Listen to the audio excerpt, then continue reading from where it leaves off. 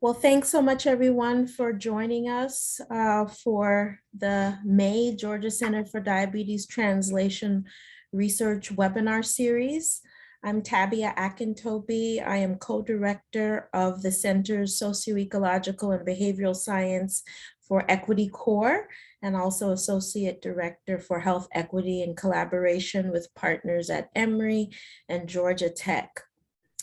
This webinar series is designed to promote the resources and awareness related to each of the cores affiliated with the Georgia Center for Diabetes Translation Research, and also to highlight exemplars both across our institutions and beyond that can serve as examples and real case studies of the application of translational research that's affiliated with diabetes health equity. So the Center's Socio-ecological and Behavioral Science for Equity Core is designed to support and facilitate ethical recruitment, retention, and sustained engagement of community and patient population groups in health promotion, and to also promote related research methods. And so I am honored to have an important partner in good and collaborator in related research that's connected to this core to be our guest speaker today. Dr. Herman Taylor is the Endowed Professor and Director of the Cardiovascular Research Institute at Morehouse School of Medicine, and oversees a diverse portfolio of cardiovascular research involving multidisciplinary teams. Previously, he was the founding director of the National Institutes of Health landmark study of African American heart health and disease, the Jackson Heart Study, and the broad network related to training and research centers and collaborations affiliated with the study. Dr. Taylor's current work at Morehouse School of Medicine continues a focus on the advancement of health equity through projects funded by NSF, NIH, the American Heart Association, 23andMe, Google, Apple, and the Truist Foundation, as well as the National Football League or NFL Players Association and others. He has led the Cardiovascular Research Institute to broaden its traditional focus on biomedical basic science and embrace an expanding use of tools of clinical medicine, multiomics, mHealth applications, wearable and off-body sensors in combination with social epidemiology to more fully understand the sources of and solutions to health disparities and inequities. He's an important collaborator with me and many others in community-based translational initiatives related to cardiovascular research and other comorbidities, which we know include diabetes. So I'm thrilled to have him share his time with us today to give some insights into this issue related to race and precision medicine. And hopefully in it, he'll share some of the methods and the significance of research rigor, translational research, and the importance of effective and ethical engagement of community or patient groups. So Dr. Taylor, thank you so much for the time, and the floor is yours. Thank you very much, Dr. Akintobi, and it's a pleasure, a real pleasure and an honor, really, to have the opportunity to share this 45 minutes or so with you and the group. The work of this center is very important, and the collaborations that it represents are key, I believe, to us being in a leadership position to affect broader health equity in our multi-ethnic, multiracial society. And as I mentioned, multiracial, that brings us to our title and topic today, which I hope will be a thought-provoking one. I don't want to overpromise at the outset by suggesting that I will have all the answers, but I do want to say that I believe this topic is inescapable. It's important for us to give thoughtful consideration to all of the dimensions that are implied when considering this dawning age of precision medicine alongside our national preoccupation with race and the importance of that preoccupation in matters of health and disease. Our title today is, if I can get my slides to respond. Okay, let's go back. Up first, there's the shameless plug to a new book that I've collaborated with that I think is important and relevant to this conversation. We can talk more about that later. Does race have a place in precision medicine? To begin this discussion, it's important for us to, I think, recall what precision medicine means. And an operational idea of it can be seen illustrated here. Historically, doctors have had to make most recommendations about disease based on the average patient's response. And what precision medicine hopes to do is take into account individual differences in patients' genes, environments, and lifestyles. Now, as we look at this futuristic illustration here and consider this schematic of the things that feed into precision medicine, we see a lot of elements. We see ethics and engagement, digital health, computational health. We see the creation of a digital knowledge network as being essential to precision medicine.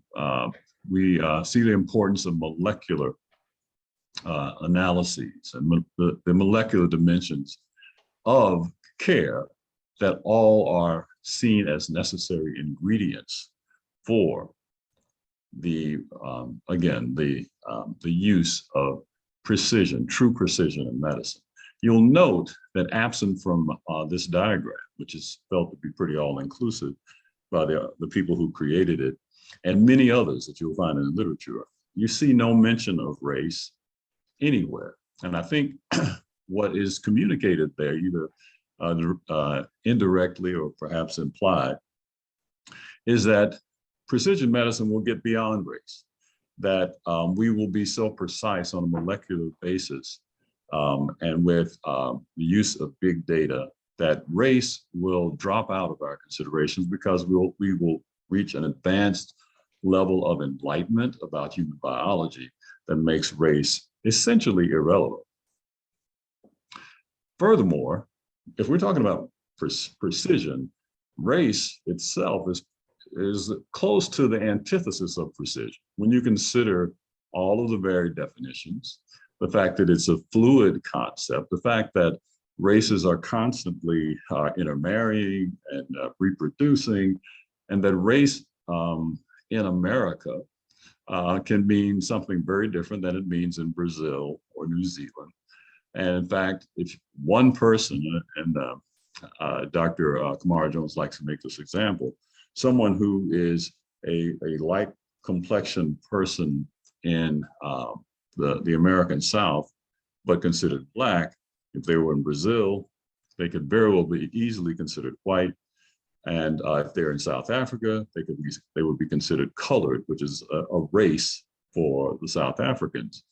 The same person, the same genes, the same biology, but race being a fluid and essentially, as I think the general consensus is, a fundamentally social construct. However, we have to concede the power of this social construct.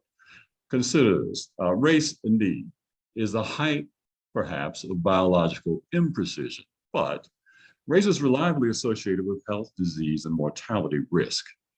This is just a small example. We are all aware of the challenge that COVID has been, particularly for people in the United States of minority status, and particularly for African Americans. But if you go outside the United States, you see very similar patterns for people who are more generally relegated to the margins of society and haven't been fully pulled into first-class citizenship. So look at these data from the UK related to COVID, and you see that being mixed, being Asian, or being Black, according to their demographic categories, that those, let's call them outgroups for the purposes of this conversation, these individuals have substantially higher mortality from COVID, looking at data from the National Health Service. Furthermore, race is imprecise, but research analyses by race are universally performed and are often used for hypothesis generation.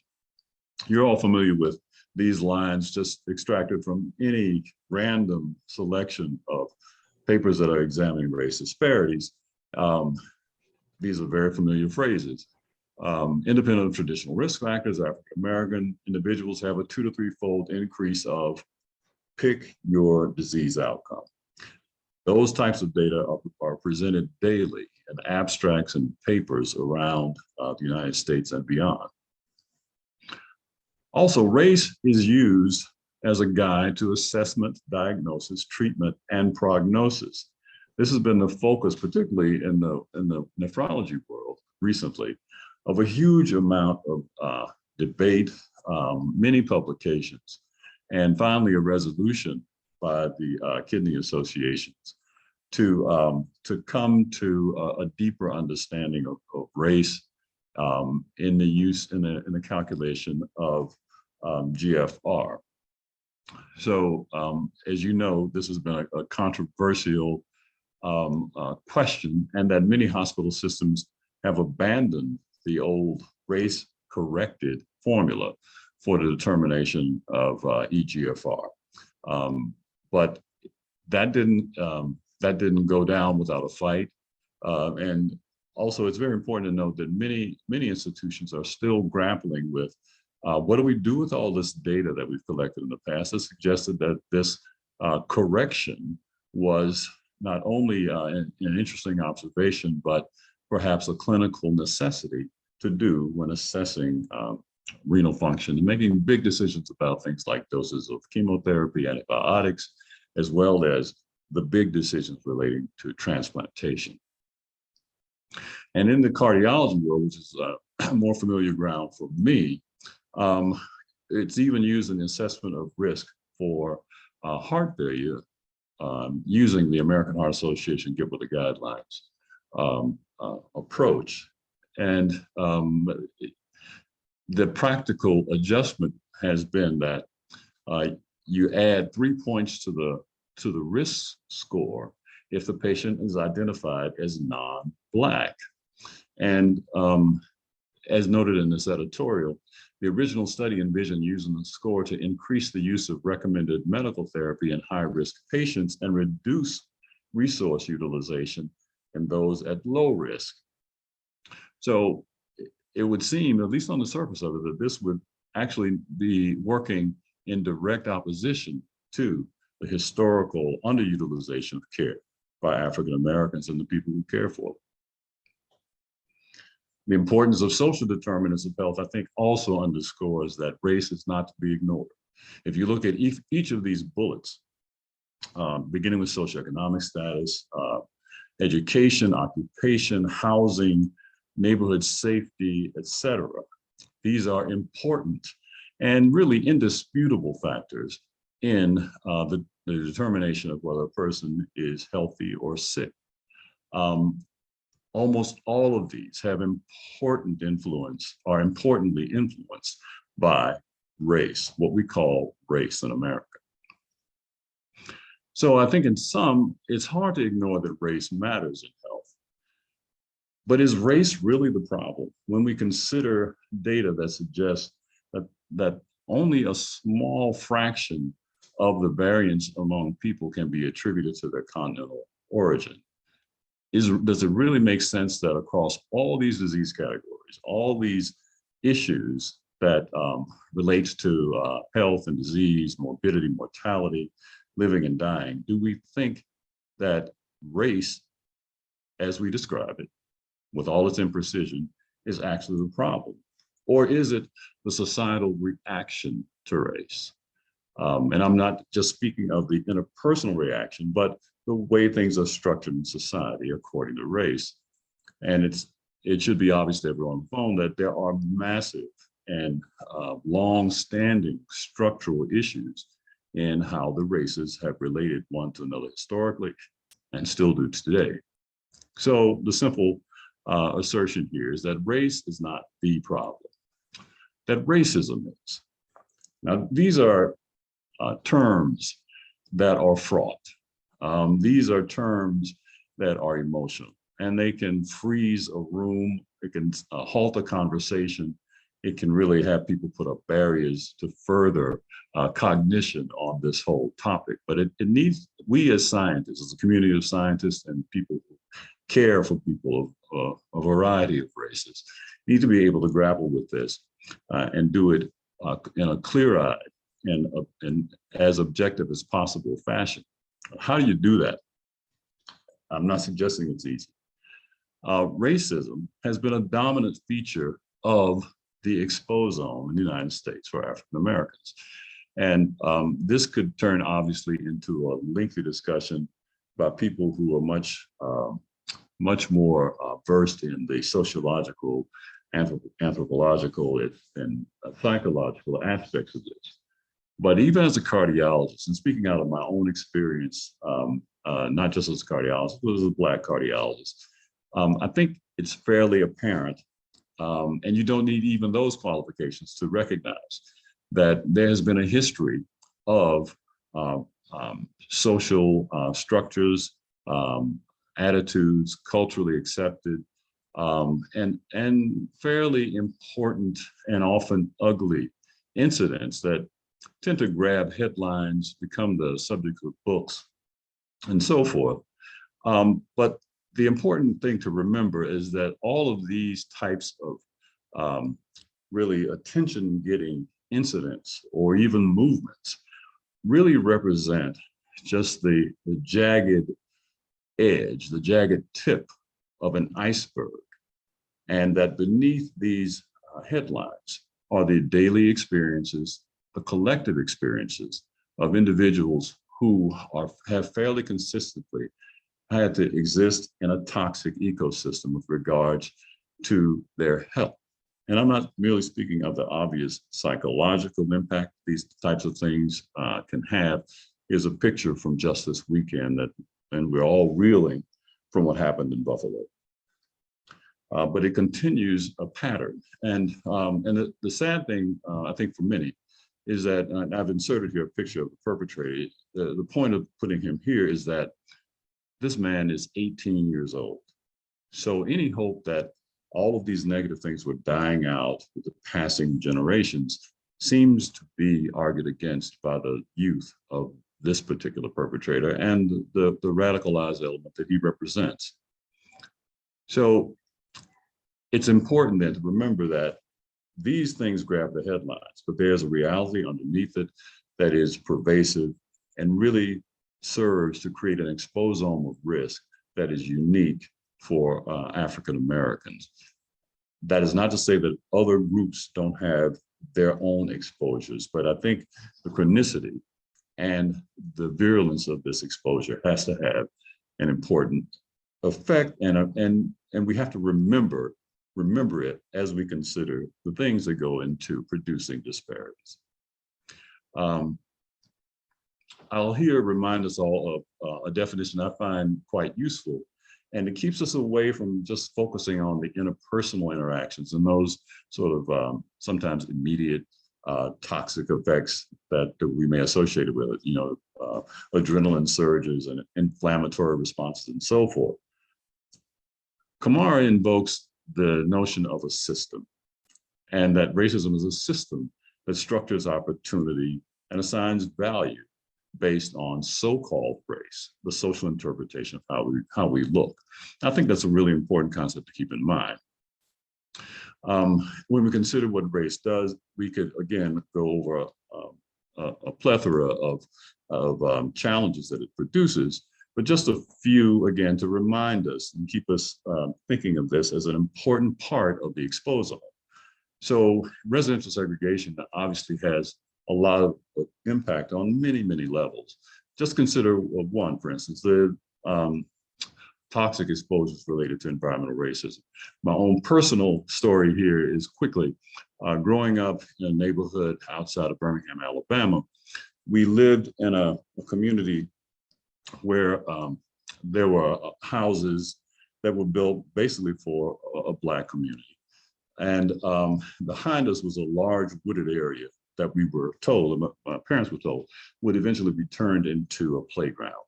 What happened was, Birmingham being a steel capital, a factory was built there instead. And building the factory not only polluted the air and increased noise pollution, but it ran all sorts of vermin out of the wooded area into our homes.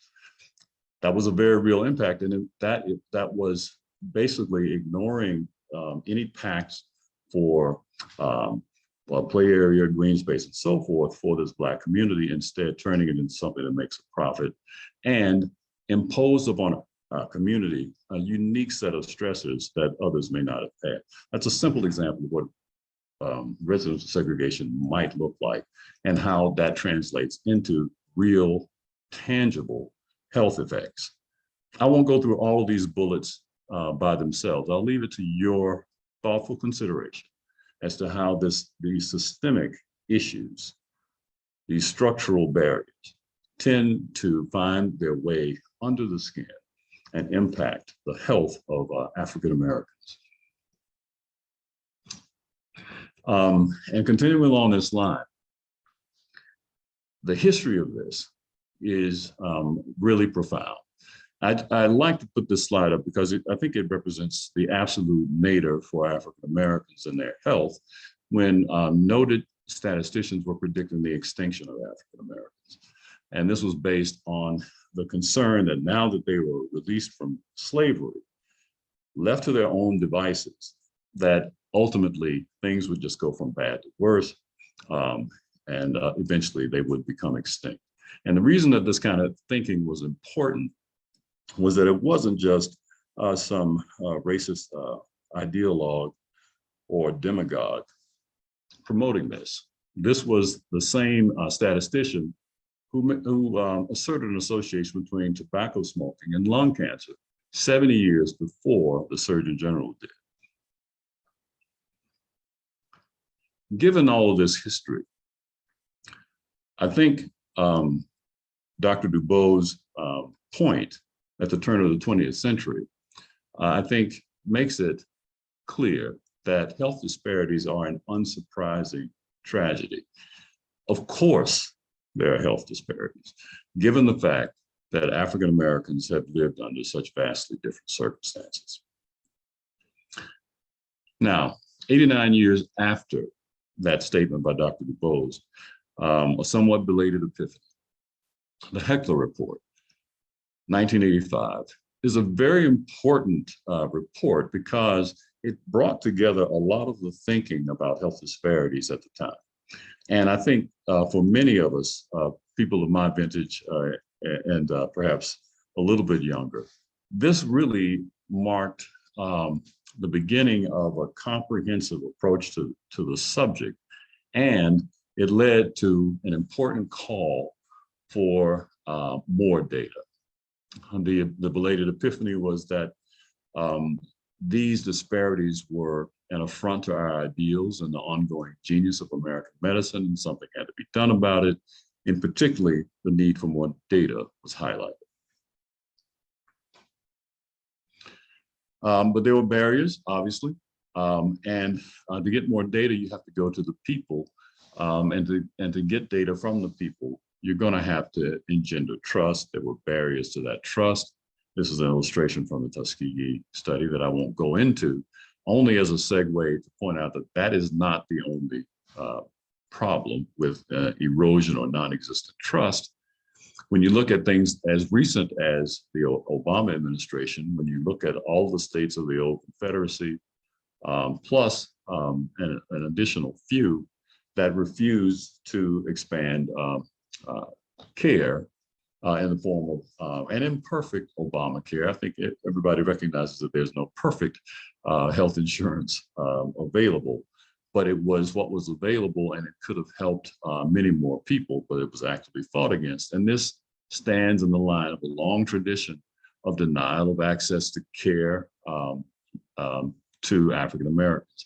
Here, just briefly, I'm illustrating or putting a picture of Dr. Robert Smith, who led the medical community for human rights. This is him as a young man back in the 60s, fighting for the admission of African-American physicians to organizations like the AMA, getting privileges on hospitals to care for Black people, besides some of the smaller hospitals that they were relegated to, getting outside of segregated wards, et cetera. That's the history. And it's important to remember that that's in the living memory and history of people like Robert Smith. This is him today, still vigorous and fighting for the rights of his patients. But this is an ancient history. This is an index of some of the distrust that was engendered by not only things like experimentation, but ongoing negligence for portions of the society that needed healthcare the most. I won't go into this in detail, but you can see that there were significant reservations for something we started called the Jackson Heart Study before it got underway. You can see that medical research was regarded with great caution. A large minority felt that medical research treated people unfairly, and you can see some of the other concerns, the most ominous being that medical research is a way for the government to keep Black people down. That is not the opinion of a lunatic fringe, but over 10% of people felt that way. So real problems. And this will ultimately come around to comments that Dr. Akintobi made in the introduction about the importance of community. So 20 years after the Heckler Report, the Jackson Heart Study was launched. And it took a lot of pre-work, if you will, to get us to the point where individuals were accepting of the study. Although I will also say that, and this is the credit to the great credit of African Americans in Mississippi, that they were aware and remain aware that their health statistics lag behind the nation, and that the way to get to a better place was through the pathway of research. This gives you a quick overview of the richness of the Jackson Heart Study, the exams 1, 2, and 3 that I personally supervise. I won't, again, detail these, but I only show you that this is the type of commitment that it took from the participants in the study. These evaluations, particularly 1 and 3, took approximately 5.5 hours of these individuals' time. And we were able to convince 5,300 people, 5,306 to be exact, to undergo this type of extensive evaluation. And these early evaluations produced early papers on the social determinants of risk. Some of this now seems, since there's been such a large accumulation of data over time, does not seem as breakthrough, if you will, as it was at the time. But this work continues. And most recently, again, those early studies were principally cross-sectional because we were just getting started. And the longitudinal data, for instance, data like what's schematized here, shows that longitudinally there is an impact of the experience of subjective discrimination on the development of something as fundamentally important as high blood pressure, the leading risk factor for cardiovascular disease and death worldwide, and right alongside diabetes for that particular distinction. Jackson Heart also is contributing to expanding the dearth of data in genomics, which is important. Going back to this concept of precision medicine, you saw the diagram. One of the most important things about it, precision medicine, was the ability to use molecular approaches and an understanding of the genome to enhance precision. Well, unfortunately, the genomes of African Americans, of people throughout the African diaspora, are vastly underrepresented and underanalyzed. And this is a problem that studies like the Jackson Heart Study hopefully will continue to help correct. However, it's going to obviously be take more than the Jackson Heart Study with this fixed enrollment of 5,300 people to help alleviate this problem. As we continue to try to launch into this precision medicine era, I think it's important to highlight just a couple other efforts that are local that will comment on this question of race and precision. And one thing that I've been concerned about as we talk about African-American health is that our focus on disparities has yielded a lot of very important information.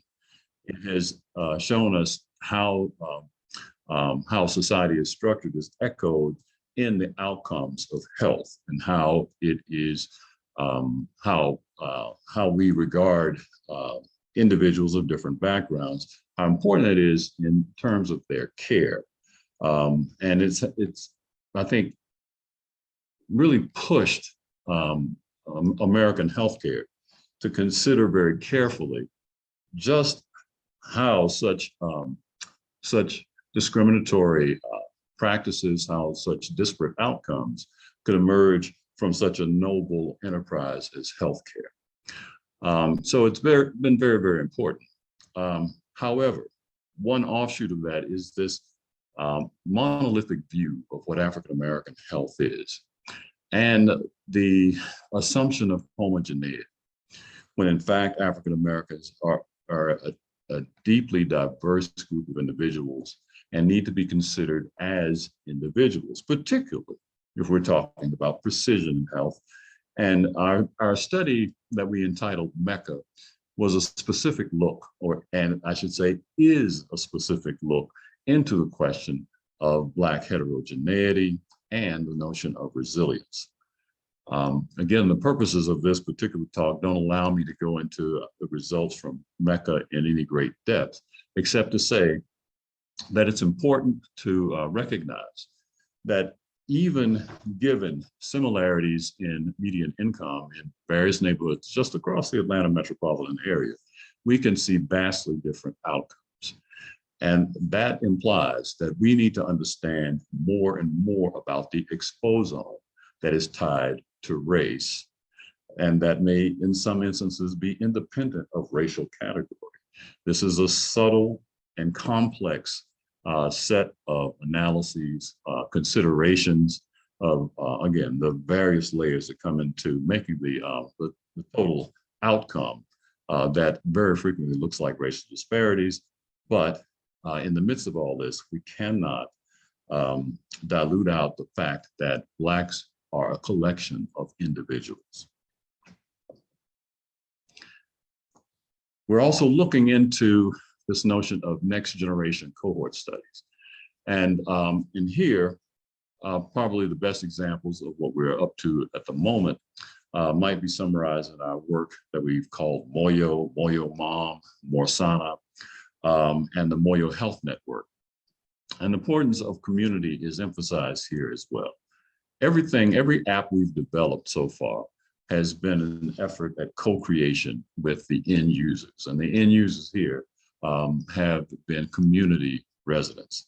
At first, they were very young, the 18 to 29 group, because we were interested in what things we might do to actually prevent the evolution or the development of disparities among young people who at present didn't show high rates of hypertension, for example. We took that platform and modified it to take an aim at pregnancy and hypertension-related disorders of pregnancy and even maternal outcomes. And now the Morsana app is another modification that focuses on the analysis of people who are post-COVID infection.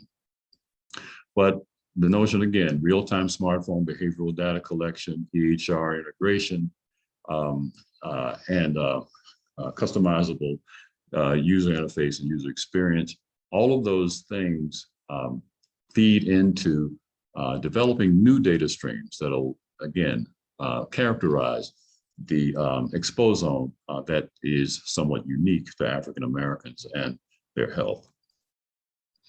And some of the publications are beginning to emerge.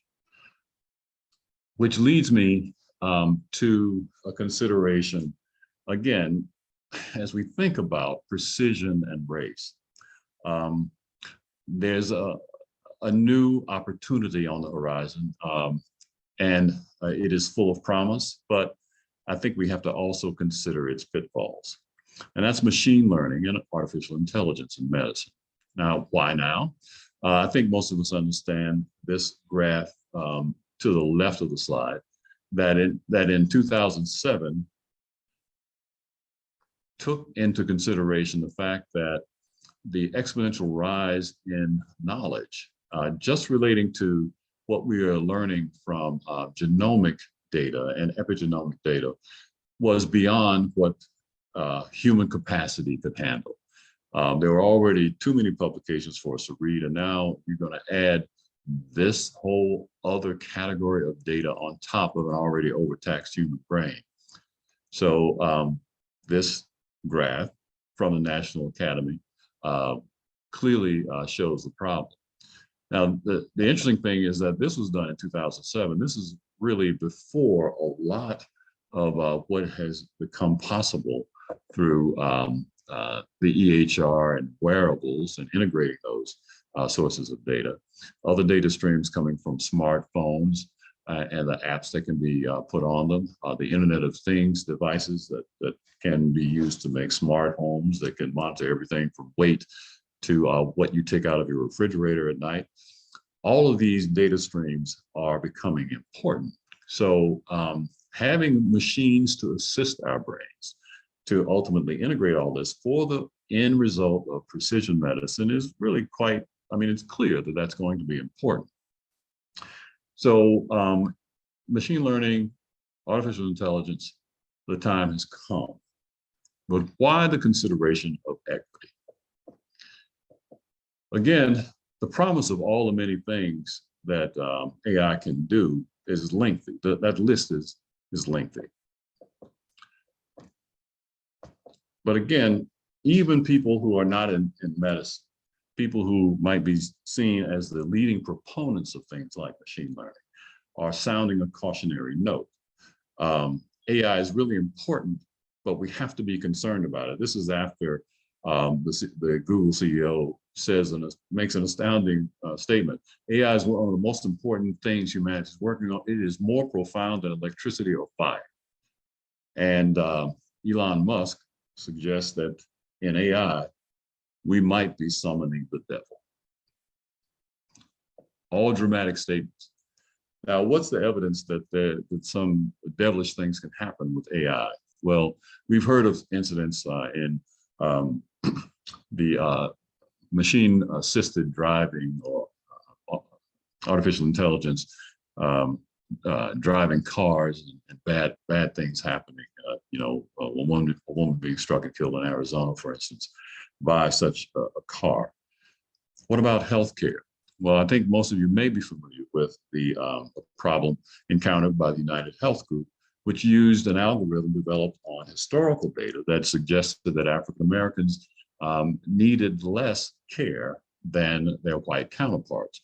Now, this was based on the data that showed that Black Americans were not using healthcare to the same level of expense and the consumption of resources as their white counterparts. Of course, the problem with that assumption and teaching the machine that and projecting future needs based on historical reality is that it enshrines and ossifies the historical reality, which is gross underutilization by African Americans of health resources. So the prediction then is that Blacks effectively would need less because they used less in the past. That's the height of propagation of inequities. But it has this stamp of objectivity, this power of the machine and numbers as being totally without emotion and without discriminatory capabilities, when in fact, the machines learn from us, garbage in, garbage out. So our most recent funding of significance within the Cardiovascular Research Institute relates to this problem. And the Aim Ahead initiative was just funded by NIH. Well, it's been about 6 months now. And this program seeks to increase participation and engagement of researchers and communities that are currently underrepresented. And our charge is to build a consortium of partners engaged with stakeholders. You'll be hearing more and more about this as time goes on. But it is aimed at being a part of this growing momentum towards precision and employing the machines to help with that precision while keeping a sharp eye out for areas where we are at risk for propagating and automating some of the effects of past racism in medicine. So is race then in precision medicine appropriate? Is a discussion of race appropriate? And I think race remains in some ways regrettably relevant. We have to consider it. It is important in our descriptive statistics. We have to take care when we use the results of regression analyses as the basis for employing corrective factors when it comes to prediction and diagnosis and allocation of care. This is still a very blunt and rough science, and it is fraught with the possibilities of propagating past injustices.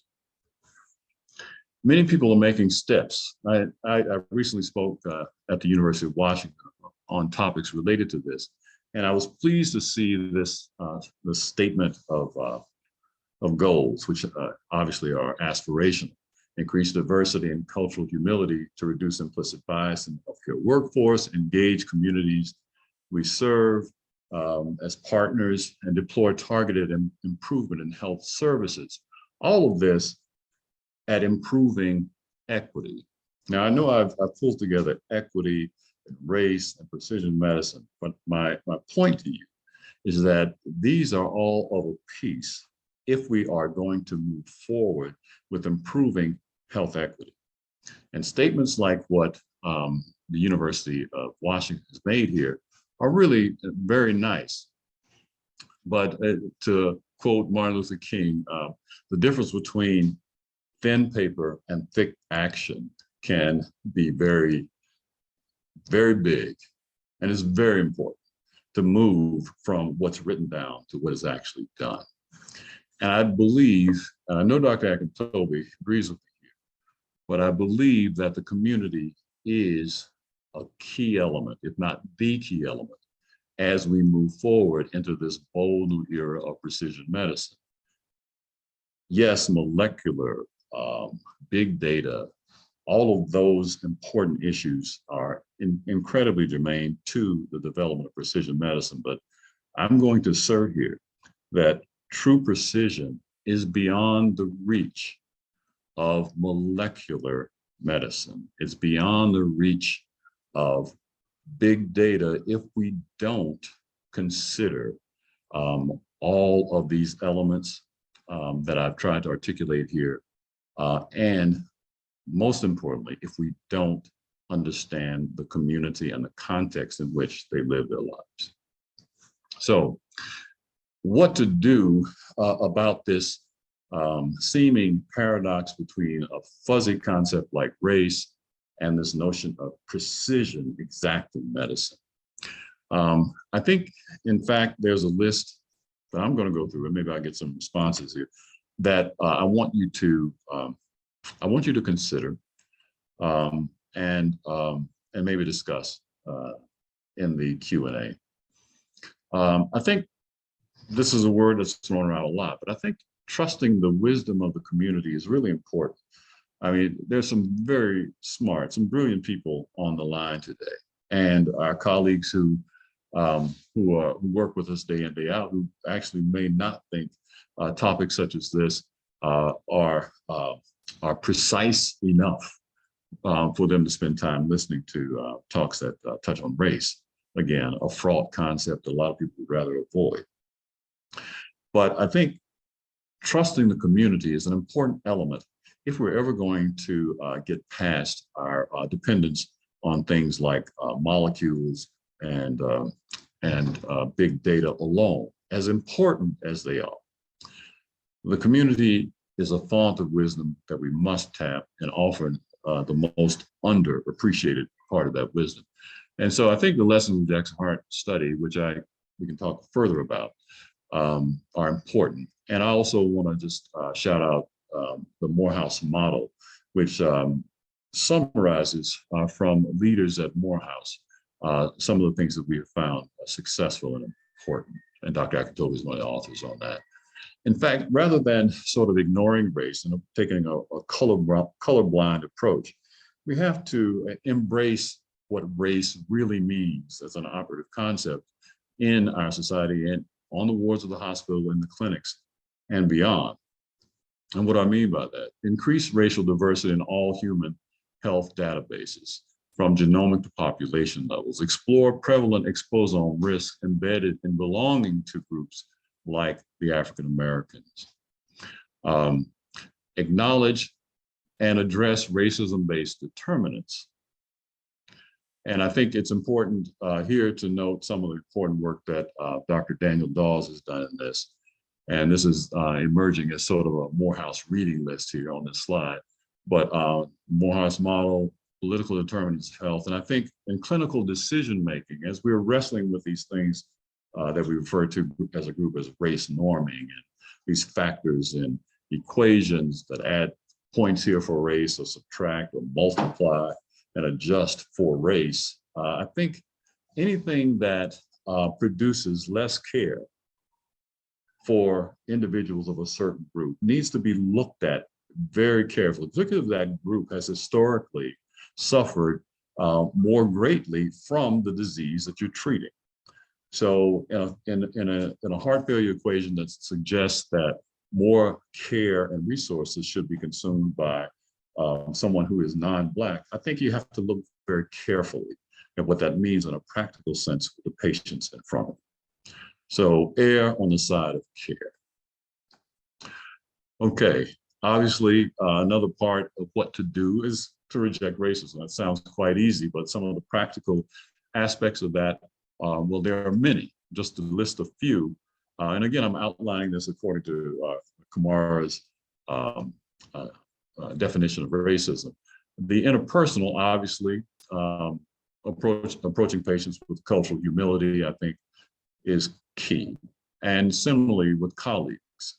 And that's an important thing that needs not to be neglected, because that atmosphere of care that you produce when people are working in a collegial fashion is really important, and the racial dimensions of that cannot be ignored. Systemically and structurally, we've touched on this before. I won't go into a great amount of detail here, but when it comes to workforce issues, workforce diversity, I think shoring up the pipeline of historically disadvantaged groups is critically important. And this is something to all of the schools that are not HBCUs. Don't deplete and compete. Now, what do I mean by that? I think it's important for us to all improve the pipeline so that the HBCUs are not the source of a brain drain, or not a part of a brain drain. That is that what a lot of Black faculty have witnessed is that as soon as an African American gets an R01 or 2, and they're on the faculty at HBCU, they are recruited away to one of the other larger schools. Now, some of that is going to happen. That's okay. But I think as we look for African American candidates who are going to fill out our faculties and make them more diverse, I think we have to look upstream to be sure we're doing all we can to develop a broader pool from which we all draw, rather than the faculty being groomed at an HBCU only to quote unquote graduate to a different institution. I may get some discussions about that. And in terms of the to the extent that the racism is internalized by African Americans themselves, this whole phenomenon of underutilization may in some way be reflective of lower expectations out of the system. We have to work hard against that and make sure African Americans are informed and self-advocates for their health and the health of their families. The pipeline is a real issue. Time will not permit me to go into this in detail, except to say that African Americans are woefully underrepresented in the workforce. And we need to do all we can to correct that. Here, going back to the Jackson Hart study, to look at one small program in one of the smaller HBCUs in the country, Tougaloo College. Out of that, over the life of the Jackson Hart study, we've had 175 scholars, we call them. And out of that group, you can see that 42 have gone to medical or dental school. 96 have attended graduate or other professional programs. This is out of a school that has a total student body of about 800. Now, that's one school. There are at least 33 HBCUs just in our region. If you multiply that 175 by 33, imagine what an impact that would have. Imagine how that would reduce the competition for the African Americans who are accomplishing great things between the HBCUs and the larger institutions. Imagine what that would do for medicine in the South, in the Southeast. And then if you expand that and consider all of the HBCUs across the country, just that intervention, an intervention like what we did in Jackson Hart, would have an impressive impact. So it is possible. We have to, again, muster the will on every level to move towards these improved numbers. It matters. This is a publication that simply makes the point that looking at a group of African Americans and who were cared for by primary care physicians who were also African American, that their outcomes on average were better than those who were cared for by non-African Americans. Now, those are comparisons of groups. So that doesn't mean that any individual white physician will not do as well as any individual Black physician in caring for a Black patient. What it means is that somehow the tendency of the groups is that for Blacks being taken care of by Blacks, they're doing better than Blacks being taken care of by Whites. What that means is it sets, I think, a bar. It sets a bar for all physicians, no matter who they are, no matter what their background, to achieve the same level of results that we see when there is congruence between the patient and the doctor, when there's ethnic congruence. Right now, given the current state of affairs here in the country, that ethnic congruence seems to matter in the outcome. That shouldn't be. The aspiration is that that difference goes away. And I think there are pathways to get there. I gave similar remarks to, again, as I said, to the University of Washington. And I don't know if you guys can see that this is a letter I got in response to that talk. I won't go into it, but into great detail, but there's an important paragraph from this physician. And he says, I don't know if it's legible from where you are, but he raises the question of, one, he's heard a lot of this type of talk, and then he concludes with, a great scientist is someone who can think outside the box. Are we truly responsible for brushing other people's teeth or wiping? And you can see the expletive that he used. Now, this is a physician. And this is his reaction to the notion that race is an important consideration. He obviously reacts to it in a very negative way. I point this out only to say that, in talks like this, we find ourselves often preaching to the choir. We, though, the choir, have a responsibility to do all we can to try to correct these notions of superiority and inferiority, of behavioral tendencies of groups, and so on, in order to reach a day when we can be truly precise in caring for every person that comes under our care. I'm going to end my remarks there and open for questions. Dr. Taylor, thank you so very much for this provocative and necessary discussion. When we think about advancing diabetes health equity and health equity overall, we must attend to the risks for risk, and they are not those that are borne solely by the individuals that are at risk for diabetes or other chronic conditions or emerging health issues, but certainly the risks that abound when we do not consider the issues that create poor experiences related to health or healthcare. These are essential when we think about advancing health equity. There are a couple of comments and questions that have come both through the chat, and folks have their hands raised as well. And thanks for sticking around, folks. We know this is set to be an hour, but certainly want to make sure that you have the benefit of listening, but also hearing the dialogue and responses. So Dr. Phillips, your first comment in the chat is we need to construct a data set that will permit assessment of the genetic architecture of type 1 diabetes in individuals with African ancestry. Please let me know approximately how many individuals in the Jackson Heart Study data set had a diagnosis of type 1 diabetes before the age of 18 years old. Dr. Taylor? Okay, great question that I'm not going to be able to give you a precise answer to. I will say this, that's a rare phenotype in the Jackson Heart Study. As you might suspect, overwhelmingly, it's a type 2 diabetes phenotype among the people with diabetes.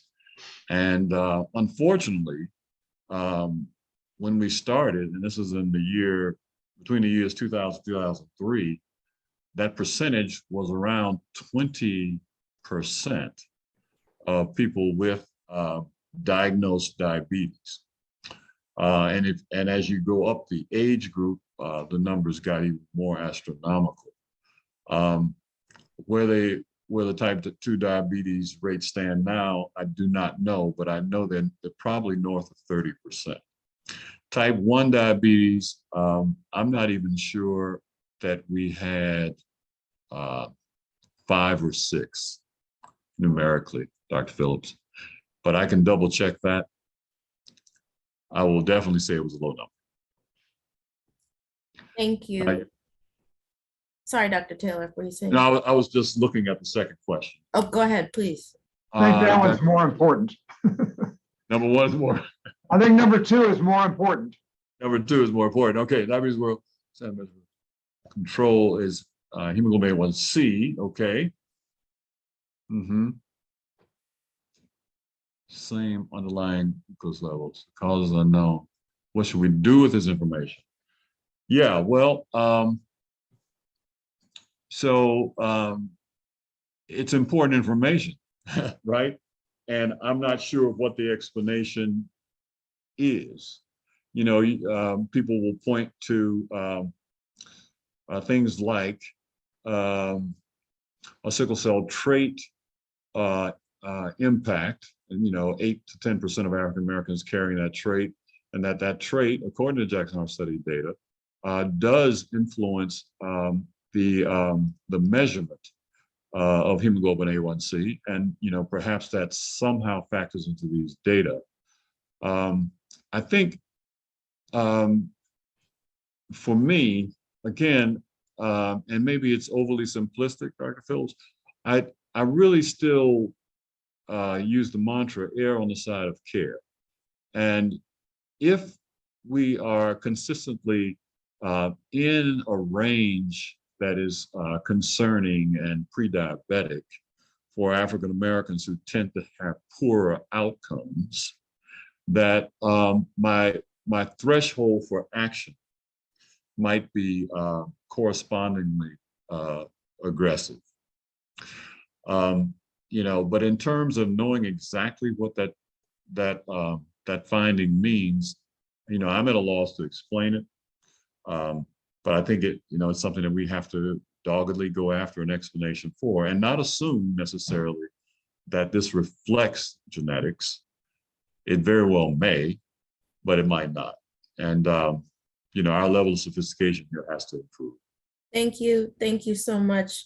There are a couple of hands up. I want to be sure we get to them and then head back to the chat and then close us out. Very important discussion and critical research foci when we think about translation research. It looks like Dr. Madabushi, if you can unmute, please. Yeah, thank you. So Dr. Taylor, just very, very inspirational talk, very inspiring. Thank you for that. I just want to introduce myself. My name is Anand Madabushi. I am actually headed to Emory. I'm currently at Case Western. I work in the area of artificial intelligence. And I really want to acknowledge what you said, particularly when it came to AI and machine learning about responsibility. Some of the work that we've been doing has taken a very deliberate, intentional approach to training AI machine learning algorithms. And one of the things that we've really focused on has been fundamentally trying to understand whether there are potentially differences in the phenotype when we're looking at both radiologic images as well as pathology images for different populations. As one example, we published a paper in Clinical Cancer Research a couple of years ago, where we actually demonstrated that looking at surgical specimens of African-American men with prostate cancer and Caucasian-American men with prostate cancer, there were differences in the stroma. And what that in turn led to was creating tailored models, AI-based models, but tailored to the specific populations. And when we did that, then we found that these AI models were actually more accurate in predicting outcome in Black men with prostate cancer compared to a population agnostic model, where we assume that there isn't any difference, and those models didn't work out as well. And it goes back to the point you made about the lack of representation in a lot of the data sets. A lot of the work that our group does is in the area of cancer, and the TCGA tends to be one of the Cancer Genome Atlas tends to be the go-to repository for training and validation of a lot of these AI algorithms. But there's a real issue of representation there. So I commend you on what you mentioned. I didn't really have a question per se. I just want to introduce myself and also do a little bit of a shout out for Judy Gakoya, who's a radiologist at Emory, who just recently published a paper, in fact, last Friday in Lancet Digital Health, where she showed that based on radiology images and AI, one could potentially even predict race. And so one of the things that she's also been doing is trying to develop more population-tailored models by accounting for race in a very deliberate, intentional way, so we can create more accurate models. That's all. Thank you. I hope to meet with you in person once I get to Atlanta. Listen, we'll have to make that happen. Those are very interesting, exciting, provocative results. I think it's, again, we can't, given our current state of knowledge, we can't get around race as a concept, as fuzzy as it is, and as socially determined as it is.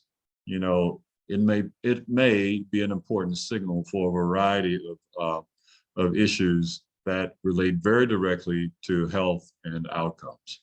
So, we're still in a relative state of ignorance, but we do know that race is fuzzy, that it is fluid, that it means different things in different parts of the world, but that self-identified race still correlates to a significant degree to ancestry.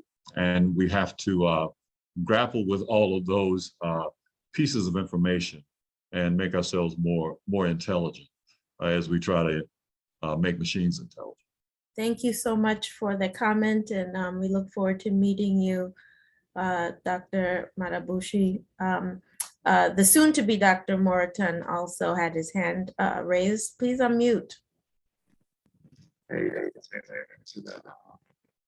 To everybody watching. You're sounding a little fuzzy. We want to make sure we can hear you clearly. You hear me? It's really fuzzy. Maybe if you can go off camera. I don't know if that, they say that helps. We want to hear you. Try again. Hello. Can you hear me? Stephen, we're sorry. Ay. Can Yeah. you type it in the chat, and we'll come back to you very, very quickly. We definitely need to get your comment or your question. So if you can do that, if you can go ahead and do that, that would be great. And Jeff, I know our time is over, but the discussion is rich. So hopefully we can spare a couple more minutes while we get Dr. Moreton's or soon to be Dr. Moreton's comment or question. Dr. Valanki put a comment in the chat. In the genetic studies in the Jackson Hart study, how do you analyze data when there is admixture? That's a great question, and I really need a geneticist on the line to help me with it. But let's simply say at the outset that just about all Blacks are admixed, right? In fact, just about all people are admixed. Yeah. So it is a challenge, and as I said earlier, the same Black person, as we refer to them in the United States, would not be Black in other parts of the world. That's just the reality. And so, again, race fails us, I think, when we talk about actual precision in biology. Where it helps us is it does make us cognizant of the factors that are often external to biology and that represent the reaction of individuals and the society to the person's so-called race. Those things are just critically important, and taken together, point us to the impact of again, non-biological factors. Now, I think one of the important areas for this whole conversation is epigenetics, right? Those things that are not directly genomic, but that are deeply influenced by exposures, by the exposome. And again, the exposome for African Americans is uniquely toxic historically, and as events over the weekend suggest, even to this day. Thank you, Dr. Taylor. I work at Grady, where we, most of our population identify as Black or African American. And, we study diabetes here. And, I always wonder how much of the comorbidities, all of that we see is, maybe we are attributing too much to genetic predisposition and not necessarily looking at all the other factors. And I always kind of think about how to handle that in my research. So, yeah, thank you. Well, and that's historically the case, right? The first thing, particularly when I was training, any differences between Blacks and Whites, the first thing that was asserted was, perhaps this is reflective of some genetic difference. Mm-hmm. But I think, probably in the vast majority of cases, that's not true. Yeah. That's not to say it's never true. Right. Thank you so much. We're going to let Mr. Moreton try one more time, and then we'll close out. Can you try again? I hope my fingers are crossed. Go ahead and unmute, please. Hello? Loud and clear. Go for it. Okay, one time. So I honestly feel like that in this discussion of race and precision medicine, I honestly feel like that the scientific community is kind of like missing a mark or missing something in this discussion, because I feel that race is not only structural, but it's also a mindset. And it's not only a mindset of the person that is who is doing the racism or who is having actions that are racist, but I also feel like that racism also had an effect on the mindset of the people that it was affecting, i.e. the African Americans. And the reason why I say that is because I feel that for all of these studies, for everything that's going on, we're not really like progressing as much as we should be. And when I look at racism and how it affects Black people, racism just doesn't affect African Americans, it also affects people of other races. But when I look at other countries like Taiwan and Japan, and I feel like that those people are affected by racism, just like the people in Africa or other countries are affected by racism, but they have like a different outcome.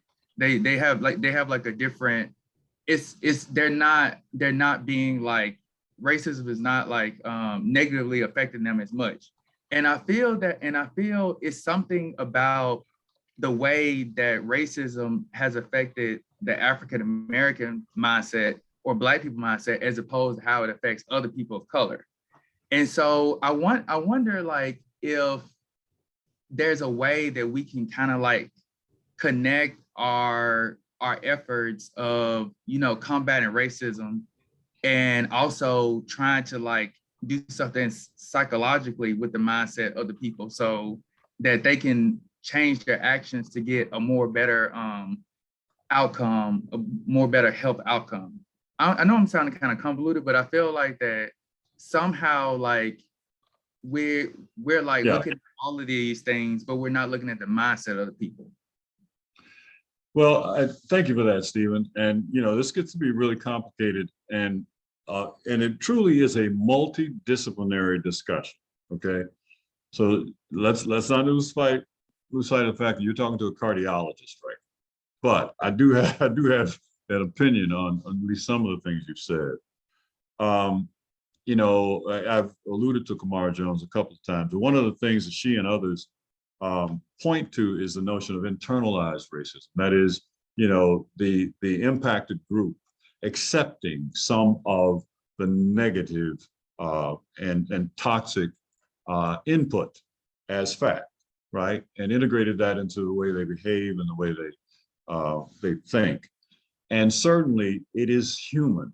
It is very human to be assaulted with a constant flow of, and I see psychologists on the line who can articulate this far better than me, but who are assaulted with a constant toxic flow of quote unquote information and quote unquote facts about who they are, to be affected by that. There's no doubt that it has to play into at least some aspects of the problem.